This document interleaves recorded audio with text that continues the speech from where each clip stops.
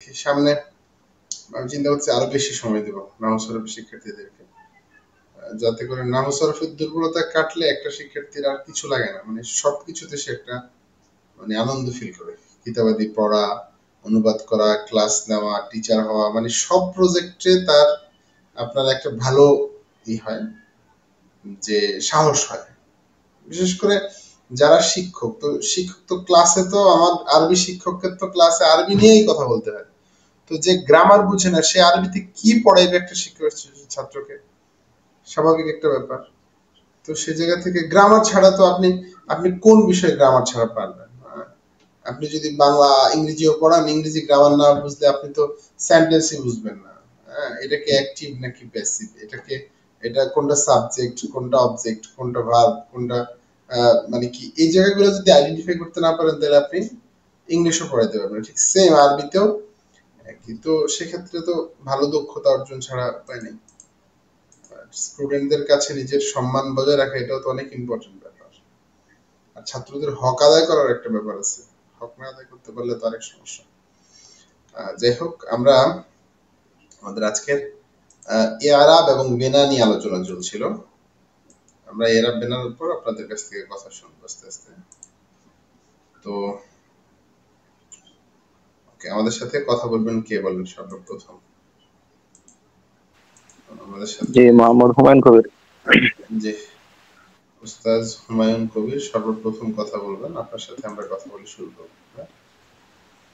এরাব বলতে কি বুঝেন এবং বেনা বলতে কি বুঝেন সেটা বলেন। ইয়ারাব হলো আপনার যেটা মোরাব হলে ইয়ারাব গ্রহণ করে, আর বেনা আপনার যেটা মাবনি, মাবনি হলে বেনা হয়।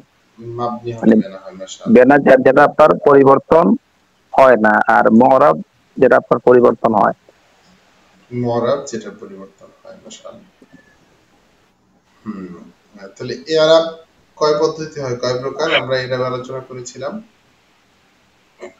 যে ইয়ারাব আপনার 4 পদ্ধতিতে হয়। একটা হচ্ছে রফা, নসব, জর, জজম। আর এরাব মানে মানে কয় ভাবে এরাব নেয় একটা বাক্যে? আপনার 4 ভাবে নেয়। একটা হচ্ছে আপনার লফজি, তাকদিরি, মাহাল্লি, হেকাই। 4 ভাবে নেয়। হেকাইটা আপনি কি বুঝেন আমাকে একটু বলেন তো। মানে আপনার হেকাই বলতে মানে পূর্বের কোন জায়গা থেকে মানে ইয়াকে বর্ণিত ইয়ারা অন্য কোনো জায়গায় মানে বর্ণনা করা। মানে আপনি বলছিলেন যে কপি পেস্ট যেটাকে। কপি পেস্ট, হ্যাঁ মাশাআল্লাহ। একটা উদাহরণ দিতে পারবেন কিনা? যেমন সূরাতুল কাফিরুন। হ্যাঁ, মূলত কি হওয়ার কথা ছিল সূরাতুল, মানে এর নিয়ম অনুযায়ী কি হওয়ার কথা আপনার ছিল? কাফিরিনা। কাফিরিনা, মাশাআল্লাহ। যেহেতু মুদাফ মুদাফ ইলাই, তাহলে কাফিরিনা হওয়ার জি কথা ছিল, কিন্তু আমরা বলছি এটা হিকায়াতান এক জায়গা থেকে কপি করছে। কপিটা কোথা থেকে করছে? সূরা থেকে, কুল ইয়া আইয়ুহাল কাফিরুন। জি হ্যাঁ, ওই কাফিরুন। কাফিরুনটাকে কপি করে এখানে পেস্ট করে দিছে, এজন্য সূরাতুল কাফিরুন নামকরণ করা হয়েছে।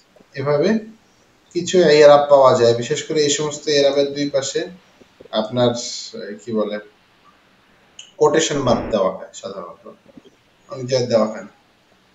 যাই হোক, এখন কথা হচ্ছে আহ, রফা বেনা, এটা বেনা আলোচনা পরে করবো আস্তে আস্তে, বেনার প্রবলেম নেই। রফা হয় 9 জিনিস দ্বারা, এটা কি বুঝছেন? জি বুঝছেন। তাহলে এটা ওমার, এটাতে কি হয়েছে, রফা নসব নাকি জর? আপনার যেটা আপনার একদম লফজি দ্বারা, অর্থাৎ আপনার ওই গেসকে শেয়ার মনে হয় নাই তো। আপনার ওমারও যেটা আপনার একদম লফজি দ্বারা রফা হয়েছে। একদম লব্জি দ্বারা, জি মাশাআল্লাহ। এক জমায় লব্জি। এখন